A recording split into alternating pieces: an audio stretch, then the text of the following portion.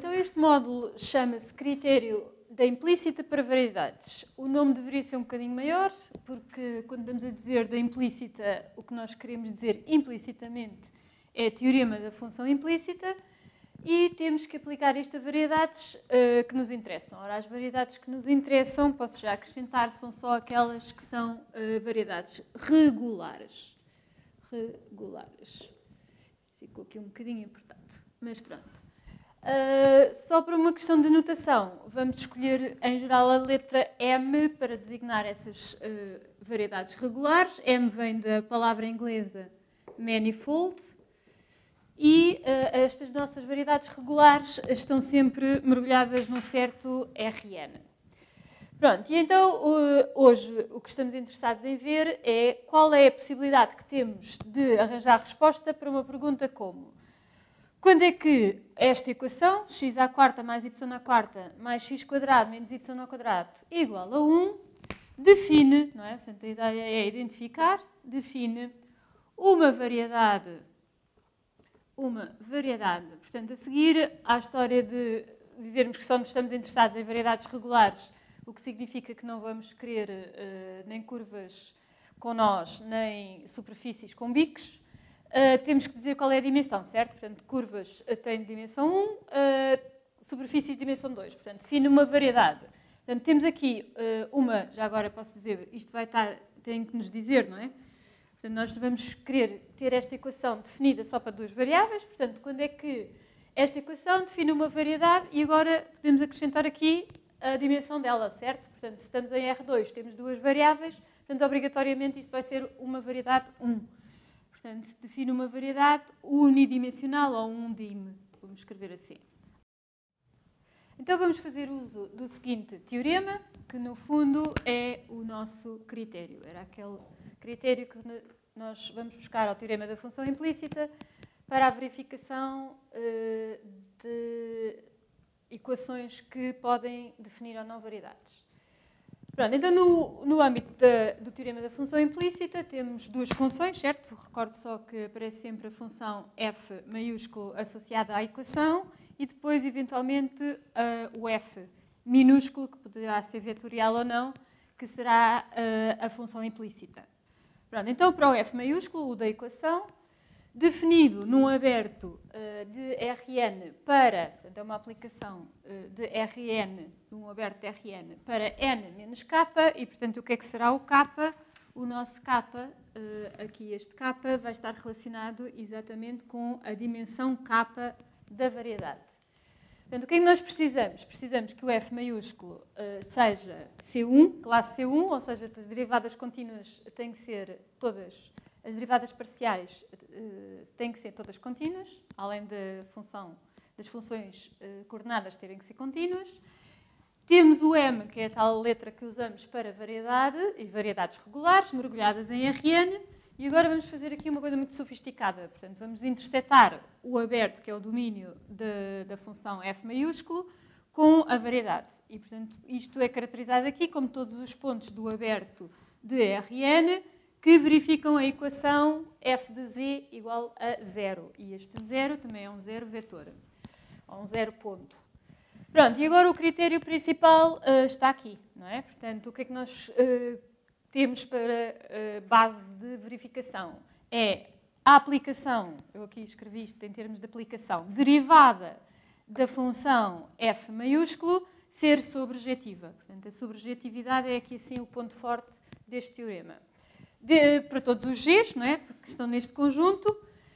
Se conseguirmos então mostrar que esta derivada é sobrejetiva, então temos que o conjunto, neste caso M intersetado com U, é uma variedade K dimensional em Rn e, aliás, se isto depois for válido não só para a interseção, mas para todos os pontos do M, então M é uma variedade. Então vamos aplicar o nosso critério à nossa questão inicial, posta agora desta maneira. Portanto, vamos verificar quais são os conjuntos de nível C. Portanto, o C refere-se a esta igualdade que nós temos a seguir. Temos uma equação, portanto, quando é que esta equação define uma variedade em, portanto, agora, como nós tínhamos visto há bocado, eu deixei aqui assim este ponteado exatamente para preencher. Portanto, em R2, certo? Temos as variáveis x e y. Portanto, estamos exatamente a dizer que agora o n é igual a 2. E, como tínhamos visto há bocado, uma vez que temos duas variáveis e estamos em R2, portanto, o que vai acontecer é que isto vão ser variedades unidimensionais, portanto, dimensional, em R2. Portanto, n menos k será exatamente 2 menos 1, não é? Portanto, o nosso k é 1, portanto, isto vai ser 1. E, portanto, o Rn aqui é 2, a dimensão será 1. Portanto, aplicar isto a uma curva, ou a várias curvas, aliás, isto vão ser conjuntos de nível que são curvas. Portanto, aplicação do critério. Portanto, temos que, primeiro que tudo, portanto, já agora, o que é que isto será o cálculo auxiliar para resolver, para esta verificação? Temos que constituir primeiro a função f, maiúsculo, que neste caso é uma função escalar, portanto, não se costuma sombrear para baixo, sublinhar para baixo. Portanto, escrevemos esta equação na forma x à quarta mais y à quarta mais x quadrado menos y ao quadrado menos c igual a 0. Portanto, damos-lhe o formato da função do teorema, não é? Portanto, f de z igual a 0, neste caso é 0 número, e fazemos a derivada desta função. Portanto, derivada desta função, ou jacobiana, também se lhe quisermos chamar, só que esta não é a função habitualmente f minúsculo, é a função equação, digamos assim, como eu costumo chamar. Pronto, então temos uma matriz 1 por 2, certo? Uma linha, duas colunas, temos duas variáveis, temos uma equação.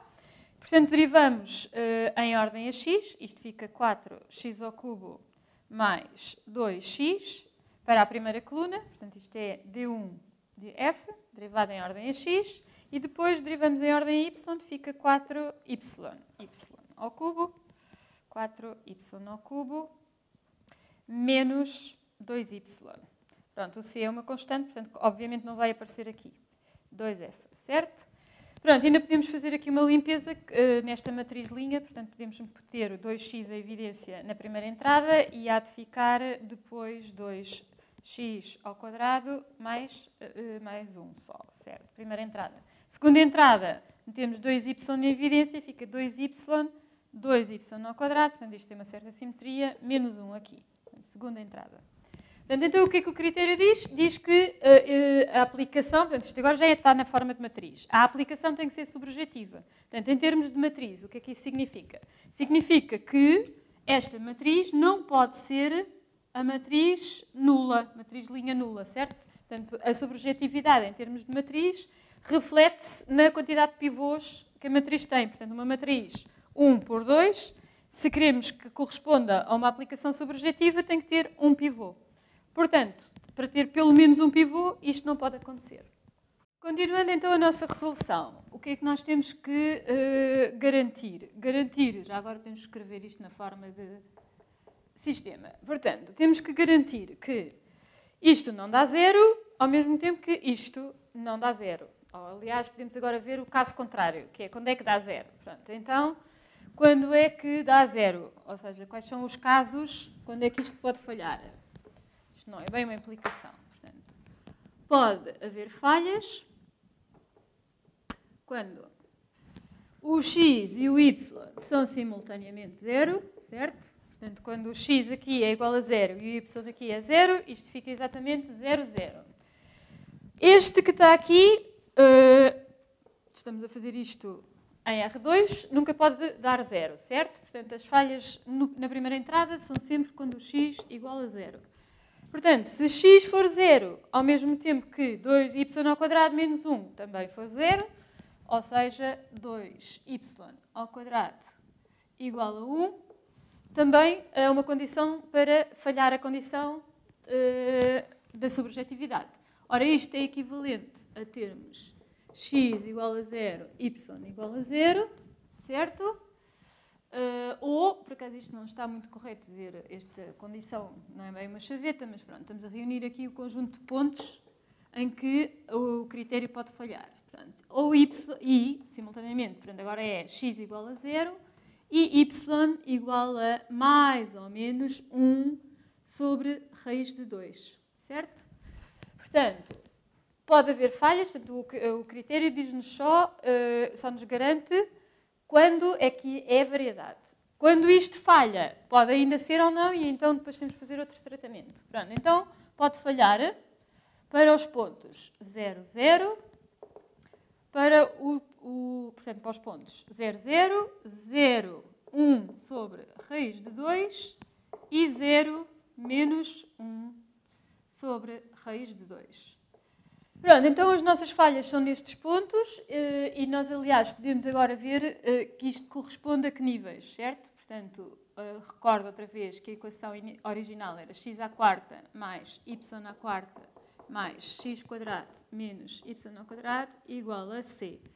Portanto, ponto 0, 0, 0 significa o quê? Significa que 0 mais 0 menos 0 é igual ao c igual a 0.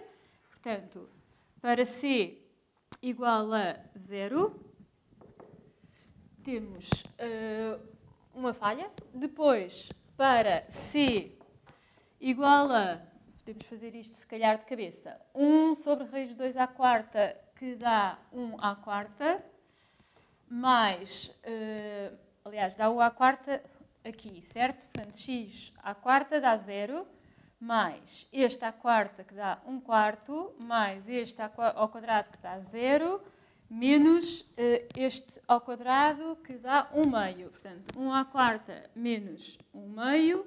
Ora, isto são 2 quartos, portanto, isto dá menos 1 quarto. E, finalmente, este ponto vai dar exatamente a mesma coisa, certo? Porque isto são potências pares, portanto, neste ponto também temos 0 à quarta, depois este à quarta dá 1 quarto, e depois ficamos 0 ao quadrado menos 1 meio, que dá estes níveis. Portanto, estes níveis chamamos-lhes níveis críticos. Portanto, mediante esta conclusão, podemos então responder à pergunta inicial, que, aliás, não era bem uma pergunta, era verifique que, portanto, era um problema que tínhamos que resolver. Portanto, a resposta será que a equação define uma variedade, não é? Portanto, uma variedade unidimensional, dim, quando o nível C, quando C for diferente de 0 e de menos 1 quarto. Portanto, todos os restantes Cs reais são conjuntos de nível que são variedades com dimensão 1.